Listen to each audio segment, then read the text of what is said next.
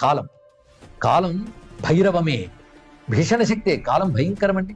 అనంత కాలం తలుచుకుంటే భయం వేస్తుంది. అది కాళీని తలుచుకుంటే భయం, కాలభైరవుని తలుచుకుంటే భయం.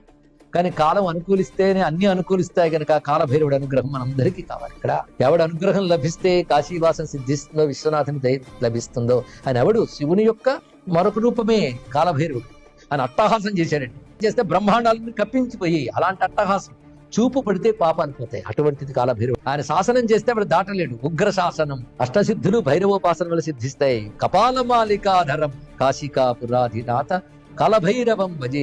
కాశీలో సర్వ రక్షకులు ఎవరైతే ఉన్నారో వాళ్ళందరూ కాలభైరవుడి శాసనాన్ని అనుసరిస్తారు. ఆయన కృపగాని మనం పొందగలిగితే మావాడేరే వదిలే అంటారు. ఈ స్తోత్రం విన్నా అన్నా అనుకున్న కాలభైరవుడి అనుగ్రహం లభిస్తుంది.